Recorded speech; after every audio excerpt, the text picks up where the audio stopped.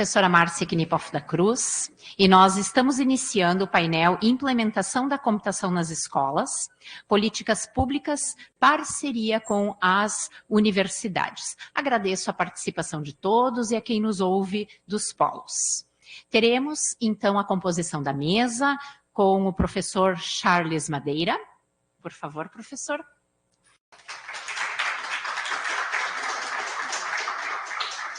A professora Suzana Gomes. E a professora Ana Rita Bagestan.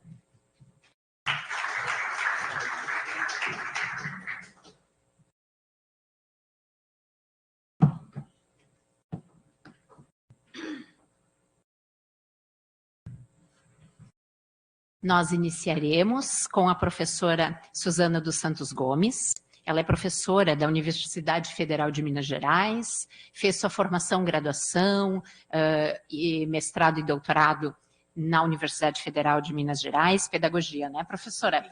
Também pós-doc em Lisboa, Universidade de Lisboa, e ela é diretora de Educação à Distância e da Coordenação de Aperfeiçoamento de Nível Superior CAPES. Muito obrigada, professora. De imediato, passo a palavra. Bom dia a todos e todas. Quero inicialmente dizer do meu prazer de estar aqui, agradecer à professora Thaís e à Leila pelo convite. É a segunda vez que eu tenho a oportunidade de participar dos eventos da Sociedade Brasileira de Computação. E cumprimentar os colegas da mesa, né? Na pessoa das duas, né, anfitriãs aí que me convidaram para esse evento. Eu dividi a minha breve fala em dois momentos. Primeiro, um breve diálogo com a área da computação. Segundo, dizer para vocês o que a Diretoria de Educação à Distância tem feito na CAPES, né? E que coincide com os desafios que nós todos enfrentamos aí, em defesa de uma educação pública de qualidade, em defesa de um ensino voltado para o desenvolvimento de competências e habilidades na formação de professores. Eu começaria, então, dizendo o contexto que nós vivemos hoje, marcado pela quarta revolução industrial, e a computação aparece ali com uma ênfase muito relevante. Quais são as características dessa quarta revolução? Velocidade da informação em um ritmo exponencial, amplitude do digital na economia, nos negócios e nos sujeitos, impacto sistêmico e transformador das relações entre países e toda a sociedade. Então, essa quarta revolução, ela tem algumas características que vão trazer implicações para a nossa vida pessoal, social, profissional e acadêmica. Computação nas nuvens, aplicativos, internet das coisas, inteligência artificial, plataformas digitais, tecnologias 5D, entre outros. Alguns pesquisadores vão dizer que não paramos na quarta revolução, já estamos na quinta revolução. E quais seriam as características dessa quinta revolução? O ser humano, a inteligência aparecem aí com uma grande ênfase. Então, essa quinta revolução industrial, ela vai aumentar a necessidade da interação, da colaboração entre os seres humanos e os sistemas inteligentes. Quarta revolução industrial, quinta revolução industrial, vai interferir em nossas vidas. E para todas as áreas do conhecimento, vão trazer implicações relevantes. São várias as descobertas. E aí a gente podia perguntar, será que essas revoluções estão trazendo mais vida, qualidade para todo mundo? E aí, então, essa digitalização dos modos de ser é uma das características importantes, que vai interferir, por exemplo, no jeito de ensinar, de aprender. Foi muito bom ontem e hoje ver vocês aqui envolvidos com a ciência da computação, preocupados com o ensino da computação e com a relevância que ele tem, que ele pode trazer para as nossas crianças e jovens. Quem é o estudante da educação básica? Eu acho que essa pergunta ela é pertinente, porque ela vai demandar pensar um projeto de ensino, pensar uma formação de professores que realmente dê conta desses desafios. Então, a computação na educação básica, como desenvolver essas habilidades fundamentais da era digital? Pensamento crítico, resolução de problemas, criatividade, colaboração e como formar cidadãos para o pleno desenvolvimento da cidadania e para o mundo do trabalho, que eu acho que é a meta que todos temos. Então, a nossa expectativa é que pensar a computação na educação básica nos leve a pensar um conhecimento que promova habilidades de cidadania global, aprendizagem colaborativa, aprendizagem ao longo da vida, habilidade para inovar e criar, aprendizagem interativa, dentre outras. Então, a gente tem aí a Sociedade Brasileira de Computação, a SBC, envolvida num trabalho que a gente considera muito relevante, que é de pensar as diretrizes de ensino de computação na educação básica a partir desse conjunto de saberes que nós consideramos hoje extremamente relevante para a nossa vida em sociedade. Que computação está sendo proposta na educação básica? Eu acho que é outra questão relevante. A nossa expectativa, enquanto educadores, é que estimule a criticidade, que considere a relevância do outro, que garanta a interação e a troca de experiência, que estimule a autonomia dos estudantes e que promova uma educação inclusiva, colaborativa, pautada na equidade. Aproveito para divulgar um simpósio que a gente está organizando, que vai ser desenvolvido lá na Ilha da Madeira, em Portugal, e a gente vai receber também trabalhos sobre inteligência artificial, educação à distância, e fica aberto aí para a participação de vocês.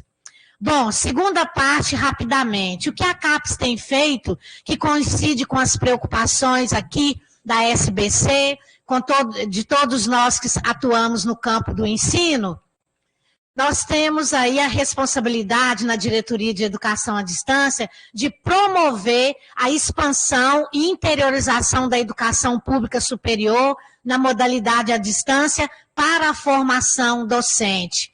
E promover também a formação continuada por meio de ofertas de cursos de aperfeiçoamento, de especialização e de pós-graduação. Nós temos dois grandes programas, o Sistema Universidade Aberta do Brasil e o PROEB, que é conhecido por vocês pelo PROF, que eu vou também apresentar rapidamente.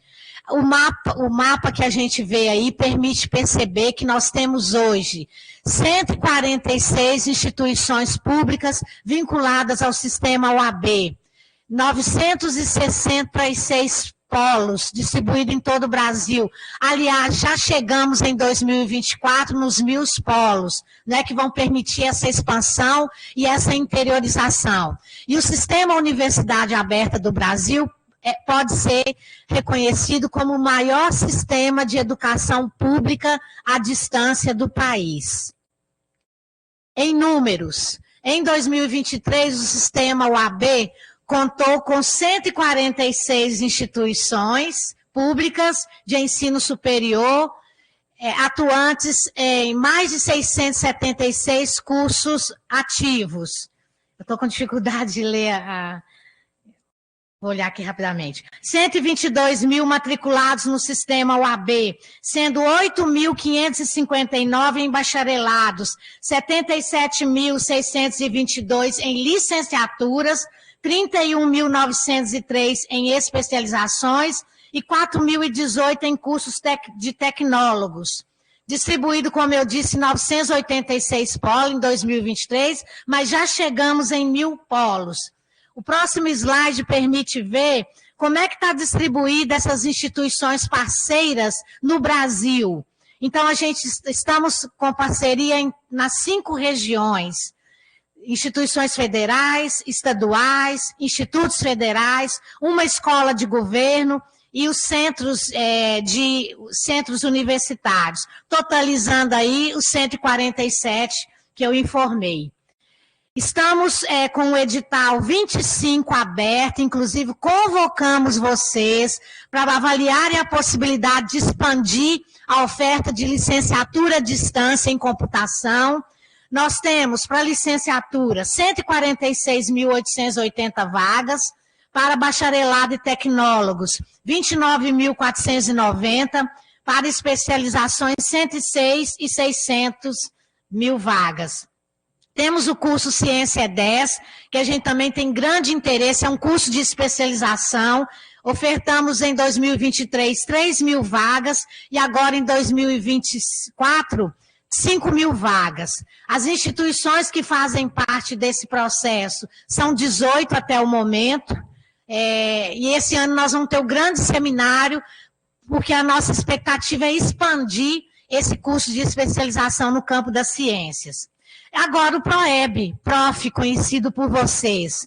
Nós temos 12 programas de formação de professores para a educação básica. Qual o objetivo desse programa? O objetivo do programa é atuar na formação continuada de professores em exercício na educação básica. Então, ele é mantido pela CAPES e a gestão dele ocorre na nossa diretoria.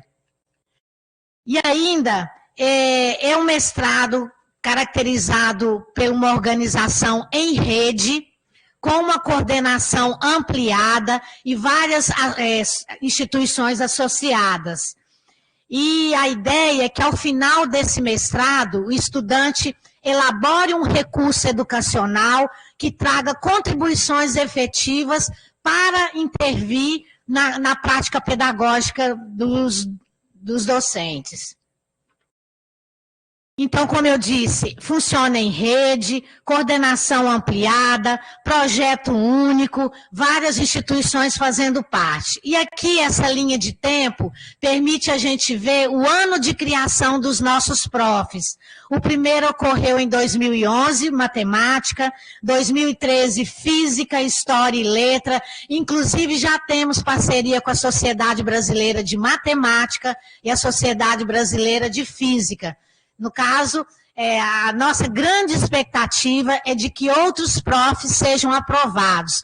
Encontra-se em avaliação o prof digital, o prof computação, que a gente tem grandes expectativas que sejam aprovadas pela diretoria de avaliação da CAPES. E ainda outros projetos em construção. Eu diria que um deles é o prof alfabetização, que também é muito importante.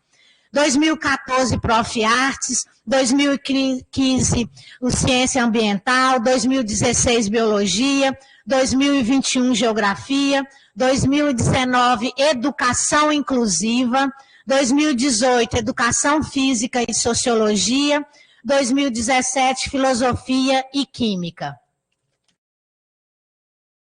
Olhando em números, o mapa permite observar que a gente tem ainda demandas por expansão, temos já parceria com várias instituições, mas precisamos crescer no norte, no nordeste e no centro-oeste.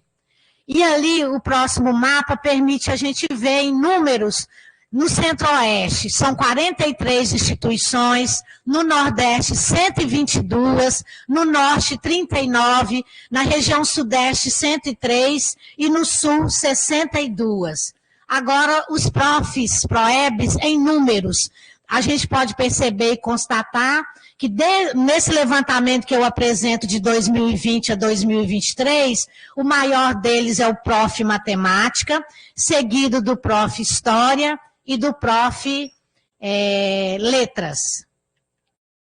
Bom, foi criada uma área, a professora Mercedes deixou esse grande presente para nós, criação da área 51, que reúne todos esses programas e outros que são vinculados e estão na nossa gestão da DED. Por que uma nova área? Justamente com o objetivo de enfatizar, explorar e desenvolver o foco voltado para a formação de professores e ensino. Então, queria dizer para vocês que nós estamos com o primeiro doutorado aprovado em História. Na fila, já preparando o projeto, temos o Prof. Física, o Prof. Matemática, e olhando a realidade dos 12 programas, nós temos aqueles que querem amadurecer a experiência de formação no mestrado e aqueles que já estão trabalhando para apresentar propostas. E aí, então, outra questão que eu queria dizer para vocês, para nós que estamos inseridos numa pós-graduação, o desafio da internacionalização. No caso dos profs ProEBs, a gente quer uma internacionalização encarnada na nossa realidade de país do terceiro mundo, que tem uma dívida com os países africanos. E aí nós vamos iniciar, em parceria com a Diretoria de Relações Internacionais, um piloto de internacionalização de 4 programas: História, Letras, Biologia e Educação Inclusiva, com a grande expectativa de começar com o pequeno e a gente expandir para os outros. Então, encerrando a minha fala, deixo aqui o meu muito obrigado, o nosso grande interesse e parceria que a gente quer firmar com o Prof. Computação, na expectativa de que ele seja aprovado e receba financiamento da CAPES para dar continuidade a esse projeto bonito e maravilhoso. E que o Prof. Digital também venha se unir a esse grande projeto, porque a demanda no Brasil inteiro é enorme.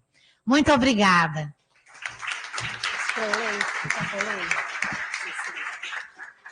Muito obrigada, professora, excelente. Dando continuidade, teremos agora a fala do professor Charles Madeira, da Universidade Federal do Rio Grande do Norte, pesquisador da área da computação, coordena pós-graduação na área e tem larga experiência em educação e computação. Muito obrigada, professor. Obrigado, professora Márcia. Bom, gostaria inicialmente de agradecer à professora Leila pela coordenação do evento, pela oportunidade de estar aqui presente, a professora Thaís, da SBC, e a todos que estão presentes aqui na mesa e todos que estão presentes aqui no auditório. Bom, a gente vai falar um pouquinho sobre essa questão das políticas públicas e parcerias da universidade e educação básica. Eu fiquei muito feliz da fala da professora Suzana, porque a gente vai exatamente estar na mesma linha, e a gente vai dar continuidade à fala dela, ou seja, várias introduções que eu poderia fazer, ela já fez aqui para mim. Então, a gente vai falar um pouquinho sobre isso aqui, para poder a gente ter uma ideia dos desafios, né, que a gente já tem, mas trazer algumas contribuições que a gente poderia fazer nesse sentido. Se eu posso ter passado. Obrigado.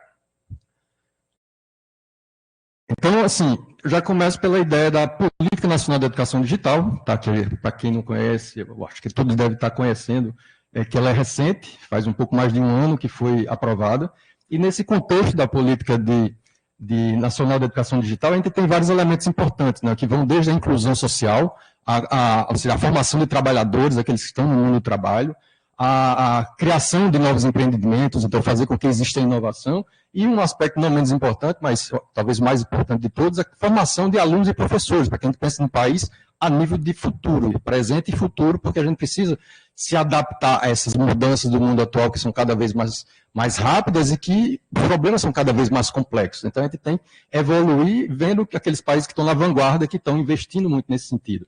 Então, a formação de professores e a formação de alunos. Então, falar um pouco sobre isso, e existem políticas públicas atuais que estão nessa direção, né? Então, um outro elemento bastante importante nisso são os desafios de implementação, certo, do Plano Nacional, para poder fazer com que esse formato de modelo digital, de educação digital, ele venha, certo, a acontecer de uma forma efetiva, porque a gente sabe muito bem que políticas públicas, nesse sentido, já existem há vários anos, há várias décadas no nosso país, mas elas foram muito fragmentadas e as coisas não aconteceram da forma adequada. A gente poderia já ter muita gente formada nesse sentido e não é isso que acontece na atualidade. E a pandemia veio aí exatamente para deixar de forma clara, né? Você abriu os olhos de todo mundo para o grande problema que a gente tem no nosso país. Então, os desafios que a gente tem é fazer com que a gente potencialize o funcionamento dessas políticas. E para isso, existe um modelo da Europa, que foi trazido para o Brasil, para as políticas públicas brasileiras mais recentemente, que é baseado no modelo da teoria do Foreign Balance, que você tem 4 pilares que são importantes, que consistem na visão, que é um elemento humano, que as pessoas percebam, certo, o que pode ser feito, que elas antecipem as coisas, que elas possam olhar no horizonte e perceber aquilo que deve ser feito, tá? E não ficar a entrar no status quo e a gente não consegue fazer com que isso evolua. Um segundo elemento importante, que é competência, e aí está formação de pessoas, isso é fundamental. Então, um outro elemento humano. Infraestrutura, que isso no contexto da educação especificamente, eu acho que é o elemento mais relembrado pelos educadores como um todo. Não, o problema é infraestrutura. Mas será que na pandemia a gente tivesse infraestrutura perfeita, a gente teria tido um resultado diferente? Eu não acredito muito. Então, quer dizer, o problema não está somente em infraestrutura. Infraestrutura é um elemento importante, mas é um potencializador. Ele não vai fazer a diferença se a gente não tiver pessoas capacitadas para tal. E, não menos importante também, recursos educacionais digitais. E recursos educacionais digitais, eu acredito que a gente tem, como a própria professora Leila já colocou aqui, a gente tem profissionais muito competentes no nosso país e a gente tem muitos recursos educacionais digitais. O problema é, esses recursos educacionais digitais estão chegando na ponta. O que é que a gente desenvolve de tecnologia digital no nosso país, baseado nos fundamentos da computação, e que isso vai para o ambiente educacional? Então, quer dizer, precisa fazer com que isso chegue para as pessoas. Primeiro, que elas não conhecem esses recursos, e segundo, que elas não sabem usar os recursos. Então, precisa, mais uma vez, o quê? Formar pessoas capacitadas para poder fazer com que isso aconteça. Então, esse modelo desses 4 pilares, ele é fundamental, porque se não existir um investimento nos 4 pilares de uma forma equilibrada, não funciona. Você tiver infraestrutura, você tem recursos, tem pessoas que têm visão, mas não tem pessoas capacitadas para usar tudo isso. Então, tudo vai para o água abaixo. Então, a política pública que vai nesse sentido é exatamente a de inovação e educação conectada. E que eu fico, assim, muitas vezes frustrado pelo fato de que na educação básica é muito desconhecida ainda hoje. É uma política que vem, quer dizer, é um programa que vem de 2017 e que se transformou em lei federal como política em 2021 e que tem esses 4 pilares, mas ainda é muito desconhecida. Então, a gente precisa enxergar isso para fazer com que as pessoas tenham visão, principalmente docentes e gestores, tenham visão estratégica daquilo que precisa ser feito, e não somente na educação básica, mas na educação superior também. Trabalhar os recursos educacionais digitais, trabalhar em cima de infraestrutura, por exemplo. Infraestrutura é muito interessante essa política do governo federal, porque ela permite às escolas da educação básica prepararem projetos e submeter diretamente para o Ministério da Educação, solicitando a infraestrutura, que seja conectividade, equipamento, esse tipo de coisa. Mas a grande maioria não sabe disso. E poderia, por exemplo, docentes e gestores, preparar um projeto e submeter, e tem muitos que quando fazem isso, recebem de uma forma até tranquila. Então, ao invés de dizer, não, a gente não tem infraestrutura, é enxergar os caminhos que podem mudar essa realidade, e a gente tem políticas atuais que estão muito mais bem embasadas e que é necessário que a gente preste atenção a elas e que use de forma efetiva. E o elemento que, do meu ponto de vista, é o mais complexo de todos, que já foi falado aqui muitas vezes, a professora Suzana trouxe aqui, é a formação de professores e gestores. Porque isso é um investimento de longo prazo. A infraestrutura é muito fácil, basta dinheiro, você coloca ali, está feito, está pronto. Agora, pessoas, para que elas se qualifiquem, é muito mais custoso, é muito mais longo, demorado, precisa de muito empenho para fazer com que isso aconteça. Então, isso é um elemento de grande importância que eu acho que precisa ser muito trabalhado em todas as áreas do conhecimento, não somente a computação. Tá? Porque o problema não está somente na computação. Então, o meu ponto principal aqui é o desafio que a gente tem na formação de professores. Porque a gente tem um desajuste muito grande também no propósito da formação que a gente já tem no nosso país na atualidade. A gente tem necessidades claras para desenvolvimento de habilidades importantes para a vida das pessoas, que são as habilidades conhecidas do século XXI, que a gente vem falando isso aqui no evento. O problema é que as instituições de ensino, em geral, continuam com o modelo tradicional conteudista. Então, será que só desenvolver novos cursos vai resolver isso? Ou a gente precisa mudar a mentalidade dos educadores como um todo, para fazer com que isso aconteça de verdade? Então, a gente não pode somente trazer uma coisa completamente descontextualizada, principalmente para o aluno da atualidade que não suporta mais isso. Um professor que está ali só passando, e que os alunos estão lá dormindo na sala de aula, isso tem que prestar atenção, né? Tem que trazer outras coisas que façam com que os alunos tenham interesse em aprender. A gente ensina muito e os alunos aprendem pouco. Então, a gente tem que pensar muito mais no fim, que é a aprendizagem. Ensinar menos, fazer que eles aprendam muito mais. Aí a gente vai fazer a grande diferença. Então, precisa que a gente contextualize, traga o aluno para que ele brilhe os olhos dentro da sala de aula, e não somente venha dormir na sala de aula. Outro elemento importante é que existem necessidades claras para uma capacitação que permita o quê? Colocar novas estratégias em prática. Então, a gente não pode só fazer mais do mesmo e querer resultados diferentes. A gente precisa mudar também aquilo que a gente faz, certo, no ambiente educacional. Então, os cursos de formação inicial e continuada, tá? Não somente um ou outro, todos os cursos em geral, precisam fazer o quê? Trazer o aspecto de quê? De que a teoria ela precisa ser associada à prática, que é o que a gente chama de praxis pedagógica. E os cursos, em geral, eles são muito teóricos. Quando a gente vê no contexto de educação em computação, de tecnologias digitais como um todo, existe muita teoria. E o que é que acontece? No final, o professor ele recebe um certificado, um diploma daquele curso, mas ele não transpõe o seu conhecimento para o seu ambiente de trabalho. Porque ele não se sentiu capaz, porque ele viu teoria. Aí disse, faça isso. Não, vamos fazer, colocar a mão na massa, sujar as mãos e fazer, certo? No curso também, para que ele venha a se sentir capaz e que ele transponha aquele conhecimento e as habilidades do seu ambiente de trabalho. Então, quer dizer, existe um desafio da formação do professor, não somente para desenvolver novos cursos, mas os cursos existentes precisam se reinventar para que a gente venha fazer a diferença, porque a gente tem muita gente formada que ainda não consegue ver resultado com isso. E tem muito também, o ensino superior do nosso país hoje tem quase 50% de evasão. Quer dizer, é muito desperdício daquilo que se faz e, no final das contas, não chega a ter resultados satisfatórios.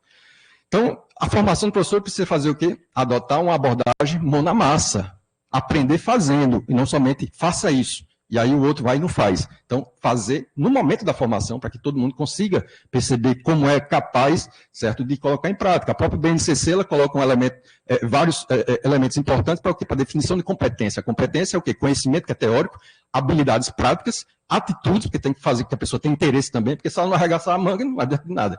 E valores. Tá? E a gente sabe muito bem que valores dependem muito de como o ser humano está utilizando as próprias tecnologias. Né? Elas não foram desenvolvidas por mal, mas tem gente que desenvolve, que usa de uma forma ou de outra. Então, esse é outro elemento de grande importância. E aí a gente cai o quê? No modelo, como a professora trouxe aqui, a indústria. Né? Você tem a indústria que evoluiu, tá? Tem as revoluções industriais, que vai dar 1.0 e agora a 5.0, que já foi cunhada pelo Japão aí, que a gente nem sabe quando é que isso vai acontecer, mas talvez no nosso país a gente está ainda no estágio anterior. A gente tem a sociedade que evolui da mesma maneira, que vai dar 1.0 até a 5.0, e tem a educação que vai dar 1.0 a 5.0. Qual é o nível que a gente está no nosso país de educação? Então, a educação 4.0 é um elemento de grande interesse, por quê? Porque o aluno é protagonista. Então, a gente tira aquele papel do professor como protagonista, que no final das contas o aluno não está usando aquilo que o professor tem como conhecimento, porque o professor tem muito conhecimento, mas ele não está conseguindo transmitir esse conhecimento para o aluno. Então, quer dizer, está sendo quebrado, tem uma barreira no meio. Tem que fazer com que o aluno seja muito mais protagonista nesse papel e que com isso ele venha a aprender, né? Porque a construção do conhecimento é feita pelo próprio aluno, não é o professor que constrói o conhecimento do aluno. Então, a aprendizagem por meio de projetos colaborativos, as metodologias ativas como um todo, que não são nada novas, as metodologias ativas já existem há várias décadas. Mas o que é que a gente coloca em prática realmente no ambiente educacional para fazer com que o aluno seja protagonista? Né? Então, esses são papéis importantes. A gente tem a BNC, formação de professores, que vai mais ou menos nessa linha, né? Que a gente tem a parte de conhecimento, de habilidades e de atitudes, e que existem muitas críticas, mas é um caminho que precisa ser debatido e melhorado, mas que já vai nesse sentido, como a própria BNCC coloca em relação às competências, e diversas instituições internacionais, tem várias outras, eu eliminei os slides aqui, porque a gente sabe que o tempo é curto, mas uma que é de grande importância também é a Sociedade Internacional para a Tecnologia da Educação, e que tem os padrões muito bem definidos para educadores, para alunos e para gestores. E quando a gente vê padrões necessários atuais para os alunos, é o quê? O pensador computacional, o que trabalha de forma colaborativa, o construtor do próprio conhecimento, o designer, o cidadão digital, tudo que está ali na BNCC como competências gerais e o que está também no anexo da BNCC de computação, vai exatamente nessa linha. Tá? Para que a gente faça com que as pessoas sejam o quê? Resolvedoras de problemas. É como o Murilo Gun coloca nas palestras dele, você tem que ter o cinto do Batman, para quando a pessoa precisar, ela tira ali a habilidade necessária. O conteúdo, ela vai atrás e aprende, se ela for uma aprendedora, né? A gente tem que ser um aprendedor nato. Então, ter as habilidades necessárias, que isso são os padrões internacionais que fazem a diferença para a vida das pessoas. E não somente porque ela aprendeu um conceito de uma área de atuação e que aquele conceito nunca mais ela usa na vida dela porque foi completamente descontextualizado a forma como foi passada. Então, e aí, só para trazer um pouco de iniciativas que a gente tem no Instituto Metrópole Digital da UFRN nesse sentido, que é a unidade acadêmica no qual eu estou lotado, a gente tem um trabalho que a gente vem desenvolvendo nesse contexto da educação básica devido às dificuldades que a gente encontra com os nossos alunos de computação. As deficiências que vêm na educação básica, a gente sabe muito bem que a gente não consegue resolver somente na graduação, então, no ensino superior. Então, a gente precisa trabalhar de forma muito mais junta à educação básica para isso. Então, a gente desenvolveu um programa de pós-graduação que a gente acabou de receber a 8ª turma de mestrado profissional e que na primeira avaliação quadrienal a gente conseguiu passar para o conceito 4 a gente teve a agradável resultado no final do ano passado de ter o doutorado profissional aprovado, certo? Foi presente no Natal e que a gente vai começar a primeira turma de doutorado no segundo semestre, com o objetivo de fazer o quê? Formar professores para o mundo atual. E nesse mundo atual envolve a educação em computação. A gente tem um programa bastante interessante que a gente desenvolve lá, que é o Pensa RN, que a gente colocou até com exclamação, Pensa RN, ou seja, do estado do Rio Grande do Norte, que é para trabalhar o quê? Pensamento computacional. E a gente tem todo um conjunto de cursos que a gente faz com professores das diversas áreas de atuação, para que eles, como um todo, desenvolvam essas habilidades para resolver problemas. O que a gente faz não é somente programação. Programação, eu como profissional da computação, eu vejo programação como um elemento importante potencializador. Mas o mais importante de tudo é resolver um problema, criar soluções, isso que faz a grande diferença. A programação é apenas traduzir a sua solução para que o computador ele compreenda, porque uma linguagem de programação é o quê? É uma gramática que tem uma sintaxe, uma semântica. Você sabe isso, você coloca para o computador para que ele faça isso muitas vezes. Então, resolver problemas é que a gente tem que pensar. Então, a educação básica, a educação superior, precisa desenvolver a formação de resolvedores de problemas, que esses são as pessoas que vão fazer a diferença. Inclusive, mais recentemente, a gente criou uma pós-graduação lato sensu, uma especialização com metodologias ativas, para trazer isso mais ainda. Aí a gente trabalha muito com a parte de pensamento computacional, de jogos, várias metodologias que fazem com que o pessoal coloque a mão na massa e que, a partir daí, eles percebam como isso pode fazer uma grande diferença. E os resultados são fantásticos. Tá? E para finalizar, alguns possíveis direcionamentos, né, que é o objetivo aqui desse painel, que possa trazer questionamentos, críticas, sugestões e tal, e que isso gere o debate daqui a pouco, para a gente poder fechar. Então, possíveis direcionamentos para a computação na educação básica. Então, primeiro, formação continuada. Na formação continuada, incentivar a colaboração efetiva da educação superior com a educação básica. A gente percebe claramente que a educação superior está no seu mundinho e a educação básica está no seu mundinho, não tem relação, é muito pouca relação de uma com a outra. A gente precisa trabalhar em conjunto para poder resolver problemas reais. Muito do que se faz em pesquisa na educação superior fica engavetado, não sai para a ponta, para poder fazer com que mude a educação básica. E a educação básica sozinha não se resolve o seu problema. Então precisa ter muito mais pesquisa, muito mais trabalho em conjunto e fazer com que a gente venha gerar o quê? Que a CAPES, eu fiquei durante 7 anos, 5 anos como coordenador e depois 2 anos como vice-coordenador da pós-graduação nesses últimos anos e passei esse processo de avaliação quadrienal com um novo modelo da CAPES. Eu fiquei muito feliz, porque a CAPES hoje ela não quer mais só que você publique um artigo científico, ela quer que você gere impacto social. Então você precisa de problema real e desenvolver soluções reais que mudem a realidade das pessoas. E isso a gente precisa fazer, essa mudança de realidade na escola, no dia a dia daquele pessoal que está aprendendo, né, para que eles possam realmente desenvolver como profissionais e como cidadãos do futuro. Né. Então, desenvolver projetos que visem resolver problemas reais na educação básica, a fim de gerar impacto social, realizar eventos nos quais exista forte sinergia entre profissionais da educação básica e da educação superior, que eu acho que ainda falta muitos também. Esse evento aqui é fantástico, parabenizo enormemente, porque é um início, é um pontapé inicial. A gente espera que daqui a alguns anos a gente tenha auditório lotado, muita gente participando no país como um todo, os fóruns, né, que estão sendo criados com criar uma sinergia entre a educação básica e superior, isso é fundamental. Focar na melhoria da aprendizagem nas diversas áreas de atuação. Eu acho que computação, é importante as pessoas aprenderem computação, mas é importante que eles compreendam que a computação serve para você resolver problemas do mundo. Todas as áreas precisam resolver problemas. Então, usar as ideias. Por que a computação ela é interessante? Porque ela tenta formalizar o raciocínio humano. Ela foi gerada o quê? A partir de modelos humanos que foram levados para depois o computador repetir. Então, se a gente consegue sistematizar isso, a gente consegue compreender o nosso próprio processo de tomada de decisão. E com isso a gente vai conseguir aprender melhor as coisas, vai conseguir compreender melhor, vai reconhecer padrões, isso tudo é de grande importância. Criar um modelo de formação em massa, visando a prática pedagógica em educação e computação. Então, o Prof. Comp, fico feliz de ouvir a CAPES dizer isso, a proposta do início desse programa vai ser super importante, mas mesmo assim eu acredito que é limitado, porque mesmo que a gente tenha 50 instituições, sei lá, cada instituição vai ter o quê? 20 alunos, vai ter mil pessoas que vão entrar. Isso a gente tem mais de 2 milhões, 2,2 milhões de professores na educação básica. É um universo gigante. Então, a gente precisa de outros modelos. Quem sabe, estou trazendo aqui como uma sugestão para ser pensada, um curso de especialização em educação em computação em massa, que a gente possa trazer muita gente também, porque é importante a pós-graduação, o mestrado, doutorado, importantíssimo para criar novas soluções. Mas é muito difícil de você fazer isso em massa, porque você precisa de um orientador para aquelas pessoas. Então, não tem condição de fazer em massa. Então, outros modelos de curso que traga também dos professores como um todo para trabalhar e de forma interdisciplinar, eu acho que pode fazer uma grande diferença. E não menos importante, a formação inicial, porque os formadores do futuro estão sendo formados aonde? Na educação superior. Então, a formação inicial, isso aí eu fico muito frustrado de ver os cursos de licenciatura que não estão se adaptando a isso. O mundo está mudando completamente e os alunos, eu como professor de computação, eu fico, como é que eu avalio um aluno hoje? Para mim, por exemplo, a avaliação é a maior interrogação que a gente tem hoje. Eu não sei mais se o aluno está fazendo, se ele está copiando do colega, se é o ChatGPT ou várias outras ferramentas que estão aparecendo e vão aparecer cada vez mais. Eu não tenho mais ideia de quem é que eu estou avaliando. Então, quer dizer, será que as instituições de ensino superior estão refletindo a isso? Os cursos de licenciatura estão pensando a isso? Porque estão formando professores que vão para a sala de aula e como é que eles vão fazer isso? Então, estabelecer estratégia de incentivo aos cursos de licenciatura em computação é um elemento importante para que a gente aumente também a quantidade de cursos de licenciatura em computação, aumentar o interesse de pessoas, né, porque eu acho que a grande maioria prefere a bacharelado, mas a gente tem que mostrar que a licenciatura também é um elemento importante. Então, chamar a atenção para que potenciais alunos venham e estabelecer parceria com outras áreas de conhecimento para que, acho que seja ofertado também nos outros cursos de licenciatura. Porque o curso de licenciatura em computação também não vai ser suficiente.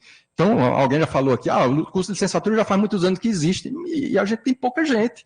Agora, tem muitos outros cursos de licenciatura de diversas outras áreas que podem também contribuir. Então, criar disciplinas de educação em computação nesses cursos e fazer com que a gente forme os professores como um todo preparados para isso. Então, acho que são caminhos que podem ser trilhados, né? Desenvolver projetos de caráter interdisciplinar para ajudar esse direcionamento, essa comunicação entre as caixinhas, né? A universidade é feita de caixinhas e as pessoas não se comunicam. Mas o link é muito importante e aqui está fechando.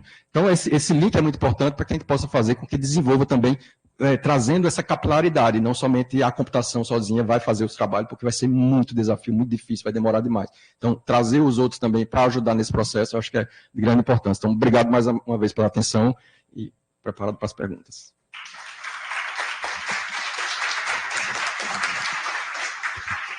Muito obrigada, professor, excelente, certamente teremos muitos comentários. E agora nós teremos a fala da professora Ana Rita Bagestan, conselheira do Conselho Estadual de Educação do Rio Grande do Sul, membro da comissão especial que desenvolveu a Resolução 379, de 6 de março de 2024, em complemento à BNCC Computação. A Ana Rita tem muita experiência na questão de legislação, desenvolveu a legislação do curso normal na íntegra com seus conselheiros e foi professora, diretora de escolas públicas, técnico em informática, magistério. Então, Ana, muito obrigado pela sua participação.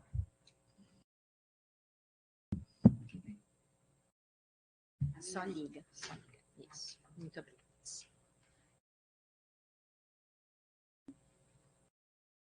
Inicialmente, a minha saudação à professora, doutora Leila Ribeiro, que me deu a honra de receber, de me enviar o convite, né, e de estar aqui. Muito obrigada.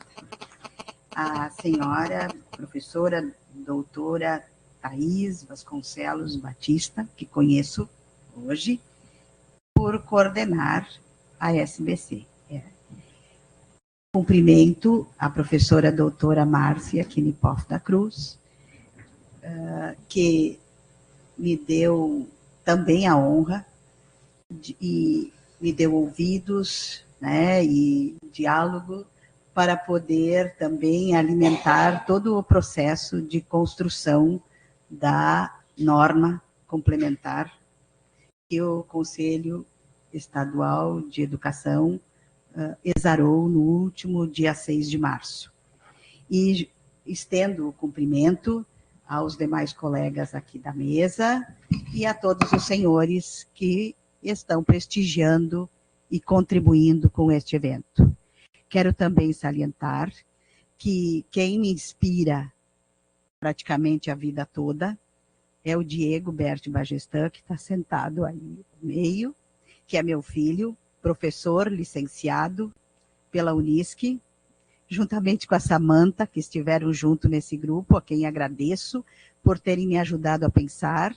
Os dois estudaram juntos, se formaram em licenciatura e estão atuando fortemente no estado do Rio Grande do Sul, na educação infantil, ensino fundamental, médio e nas suas modalidades.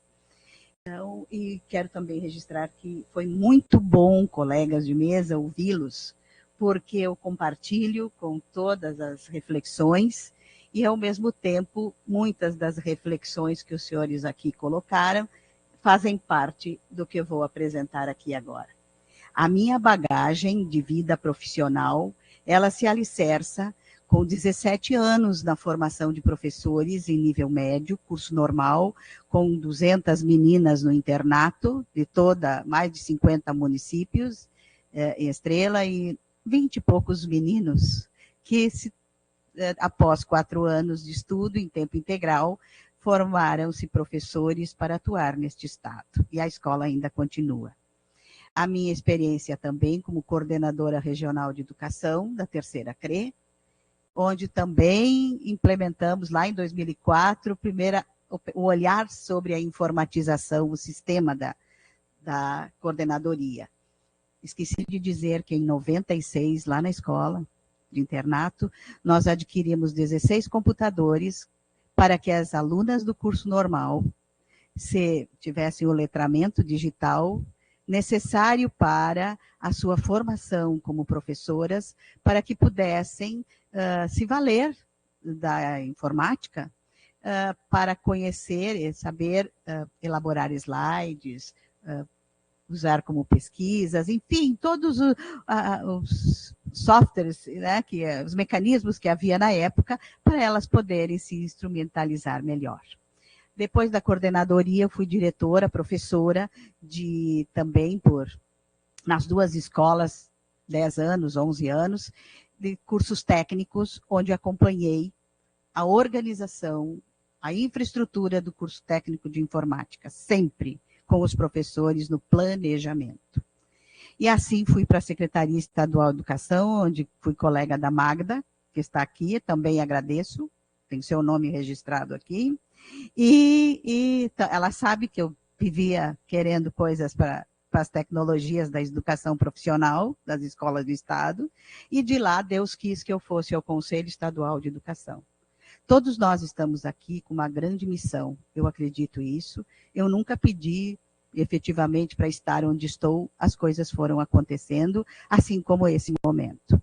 Então eu passo para vocês, senhores, o que eu falo para os senhores nesse momento, com os pés de onde estou alicerçada nesta caminhada que lhes falei. Que a gente tem, a gente leva com a gente aonde for e para a vida toda. O Conselho Estadual de Educação é um órgão, o Conselho de Educação, de modo geral, é um órgão regulador, que orienta as escolas que pertencem ao sistema que ele, enfim, coordena. Então, o Conselho Estadual de Educação, aqui do Rio Grande do Sul, a ele pertence a rede estadual, a rede privada, que é composta por escolas particulares, confessionais e filantrópicas. E 57 escolas, aliás, 57 municípios. Os demais possuem já o seu sistema. Então, cabe a eles, logo mais, exarar as normas complementares para a computação nos seus municípios. O Conselho Estadual de Educação, por meio da sua presidente, Fátima Heller, ela ouviu meu apelo, a minha insistência em exararmos normas para o Estado a partir da legislação vigente, legislação e normas estaduais. Eu poderia começar de tantas formas, mas eu preferi começar pela lei, que foi, né, uma das últimas, antes nós tivemos as normas. Então, nós temos uma lei. Nós temos uma lei que foi assinada em janeiro de 2023, e que ela retrata, fundamenta uma política pública. E nesta lei, lá no finalzinho dela, nós temos que, no artigo, se refere ao artigo 7º, os senhores sabem do que eu estou falando, que a computação fica instituída como componente curricular em toda a educação básica. Agora, eu não vou ficar lendo slides, tá, senhores, porque são muitos. Os desafios para os sistemas de educação são muitos, entre eles, o primeiro é observar justamente a legislação, porque o papel dos conselhos é exarar normas complementares à lei e às normas nacionais. E tudo que eu vou mostrar para os senhores é fundamentado na legislação. Antes de observar, então, as normas, mas eu já vou para o fim, eu vou fazendo comentários a partir do que os senhores já falaram anteriormente. Todos os estados têm um referencial curricular, que foi instituído pela implementação do ensino médio, a BNCC. Falta este referencial curricular incluir o referencial da computação. E eu falo isso com segurança porque eu tive a graça de participar de todo o processo de organização do referencial curricular gaúcho. Tá? Como consultora, eu diria, diálogo constante com a Secretaria de Educação, com as instituições, universidades, escolas que participaram para isso. E agora falta este detalhe para atualizá-lo. E depois eu já coloco como ponto lá atrás, organizar um plano de monitoramento para acompanhar a implementação, porque senão não se sabe se acontece ou não. Bom, aqui é o resumo de toda a legislação que o Conselho do Rio Grande do Sul se fundamenta. Na LDB, em suas alterações, né, que justamente fala na organização dos currículos, em parceria com a União, estados, municípios, o Conselho Nacional de Educação exarou a norma número 2, que instituiu, não vou ficar comentando, mas eu vou comentar a nossa aqui. Olha só, a resolução 371 do Rio Grande do Sul é a resolução que trata orienta a organização do curso normal. Tá? E já traz lá na sua ementa, na organização do currículo, que ele deve observar e implementar nos componentes curriculares a computação. Isso foi em 2022, antes da resolução do CNE, número 1, uns dias antes, foi exarada. E também, só para um comentário, incluímos a neurociência cognitiva também no processo, no currículo. A resolução, aqui depois as demais nacionais, e nós temos um parecer do final do ano de 2022, que institui a organização do ensino fundamental. Nele constam 2 parágrafos que são bem claros, que determinam que as escolas de ensino fundamental do Estado do Rio Grande do Sul, quando solicitarem o credenciamento ou fora condição sine qua non, mas todas elas deverão instituir pensamento computacional, cultura digital e mundo digital. Está bem claro lá, depois veio a resolução, e agora, como já citei para os senhores, a resolução 379, que foi produto de reflexões e de estudos, juntamente com mais 4 conselheiros, o conselheiro Antônio Saldanha, a Carla dos Anjos, a Odila Liberali e Rosa Pinheiro Mosna. E no final, nós fomos sabatinados por 20 conselheiros, né? Ao todo nós somos, e aqui é o resumo de tudo que eu falei para os senhores, tá? Eu não vou ficar lendo, são as emendas das resoluções. E aqui, do que trata, já expliquei tudo isto para os senhores. E a ementa, esta que institui no Sistema Estadual do Rio Grande do Sul, a base nacional, a norma complementar. Lá no artigo 2 desta resolução 379, nós temos bem claro, e eu coloquei aqui as modalidades, fica instituído como componente curricular a computação.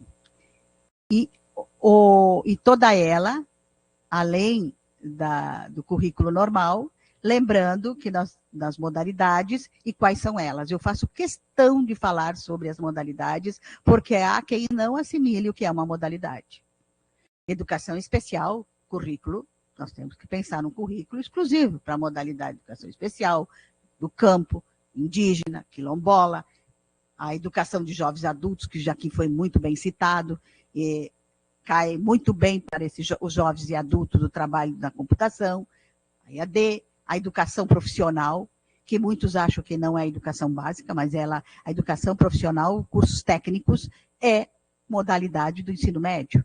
E é no início do curso técnico, por exemplo, que é fundamental se trabalhar toda a parte da BNCC Computação, porque há quem chegue lá sem ter vivido nada disso. Então, não adianta ensinar computação, ensinar programação sem ter passado por esse processo.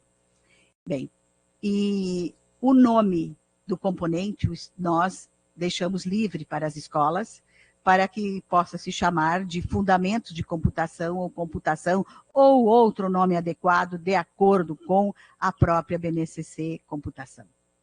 Quais os desafios que precisam ser enfrentados agora? Quando eu falei em organização curricular, currículo é tudo o que se pensa, tudo o que se movimenta em termos de cultura, da comunidade, né, educação, cultura, em que a escola está inserida. Aí, como é que se materializa o currículo? Na organização da proposta pedagógica, ou também denominado, muitos chamam de projeto político-pedagógico. Eu deixei aí a expressão proposta pedagógica, porque está na LDB. Tá? Os planos de estudo, também outros, conforme o nível de ensino e a etapa e a modalidade. Temos os projetos pedagógicos de curso, os planos orientadores de práticas pedagógicas, e na educação, que aqui no Rio Grande do Sul, nós chamamos assim para a educação infantil. Tá? E o regimento escolar, ele vai regulamentar todo o processo, e vai regrar transferências, avaliação, tudo pensando na computação, o aproveito de estudos sobre a computação, as questões de quem é o docente que vai trabalhar, a infraestrutura, tudo que os senhores já falaram. Bom, a nossa norma, no artigo 4º, ela diz que o componente curricular fundamentos, ele deve ser ofertado nos anos iniciais e finais do ensino fundamental e no ensino médio. Nos anos iniciais, como componente curricular ou de forma transversal. Nós não podíamos deixar de falar sobre ser componente curricular, porque está lá na lei. Só que nós sabemos que não há professor. Então, nós estamos colocando um período de transição, de 4 anos, logo vamos ver, até que as universidades, até que todos os parceiros, todos os envolvidos possam, juntos, fazerem as mais devidas formações, as mais diversas. Nos anos finais do ensino fundamental e no ensino médio, ele deve constar como componente curricular também nas matrizes curriculares e ser ministrado por professor habilitado na área de computação. Já vamos ver isso. E na pré-escola, nós fomos olhar o que diz a BNCC. Como é que se organiza a educação infantil? Ela se organiza em que não é por componente curricular. É trabalhado em campos de experiências, nos direitos de aprendizagem e desenvolvimento.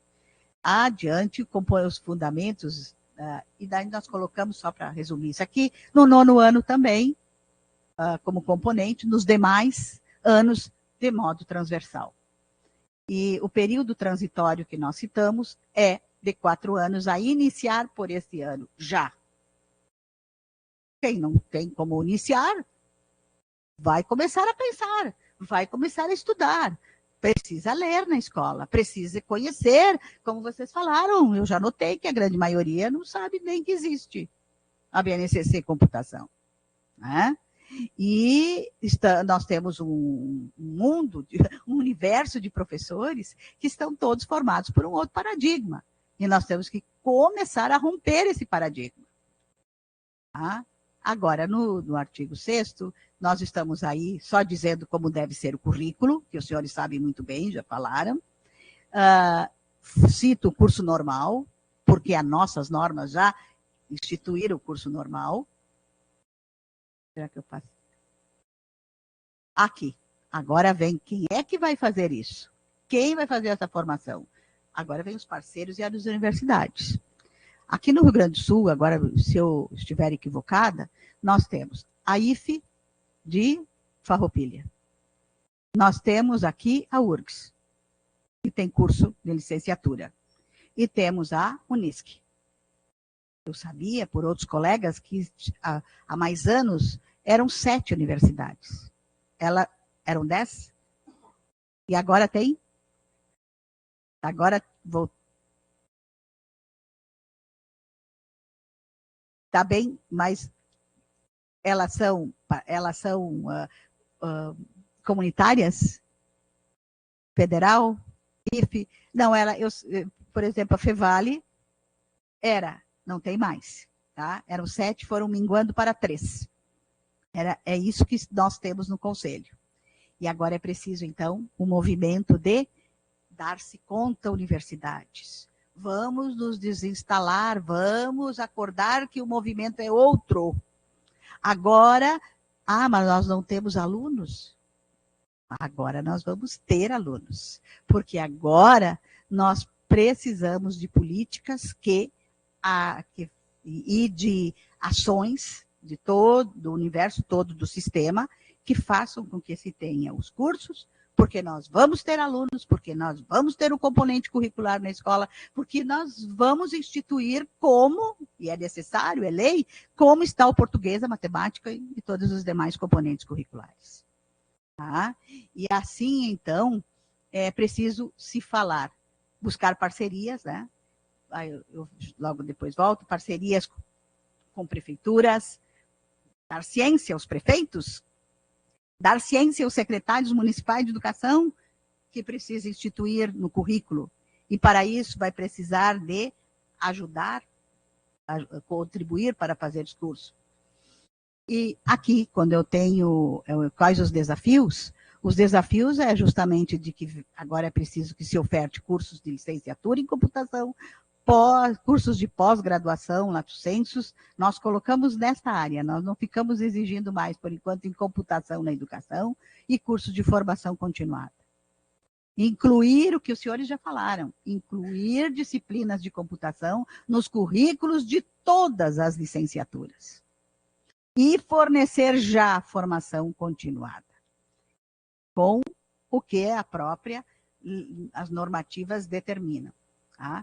No artigo 9 da nossa resolução, está bem claro aí quem é que pode exercer a docência no componente curricular, fundamentos de computação ou computação.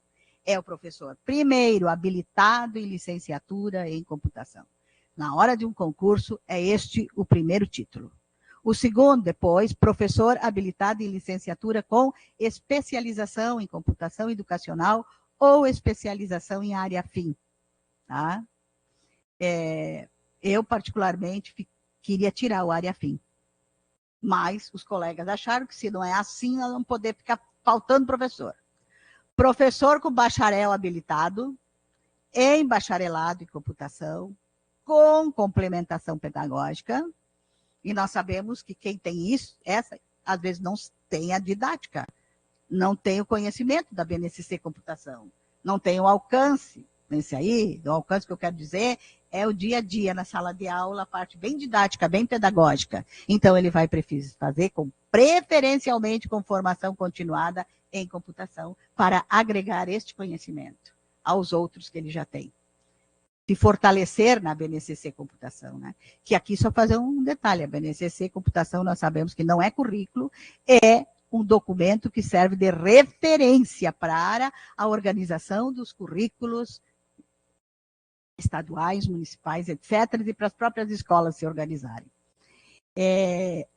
Um período máximo de 4 anos, e devem iniciar logo, está terminando? Então, desafios e soluções. Falta de recursos, falta de capacitação, e aí o detalhe que eu sublinhei, a resistência à mudança. É grande.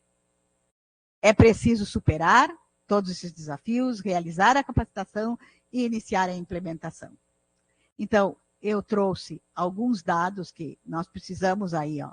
Essa é uma ação urgente em que todos os órgãos envolvidos tenham conhecimento e passem a se reunir. E há pouco falava com a Naomi, nós vamos organizar um GT, chamando a todos para nos fortalecermos, para termos as ações devidas para realizar o que deve ser feito. Tá? Então, aqui, isso é por minha conta, fiquei me imaginando gestora e tendo que agir, né? O que é preciso fazer?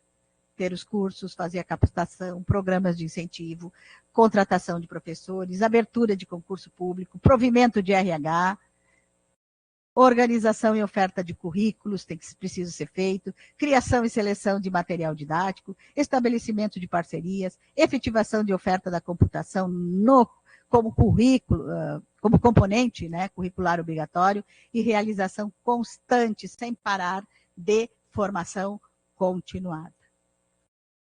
É isso que eu... Agora, para finalizar, estou terminando. E a BNCC chegou, e agora? O que nós vamos fazer na escola? Qual é o grande desafio? O primeiro é conhecer a BNCC Computação. É torná-la pública, fazer propaganda, meio de comunicação. Nós temos que criar justamente um veículo de comunicação, né? Uma forma instituída. E o grande problema é a compreensão, a informação, os conhecimentos, o entendimento, que eu assisti à live de Brasília, né, do MEC, e eu observei que há também quem diz que precisa se estudar para conhecer os conceitos, mas nós precisamos já ultrapassar isso. Não podemos perder tempo, é hora já da formação, tudo junto, estudar. É preciso conhecer as normas, o sistema, enfim, é estudo, é leitura, é abraçar, é querer, e, de novo, repetindo, final, é juntos. Juntos para promover a equidade e a qualidade de todo esse processo. Tive que falar ligeiro demais. Obrigada.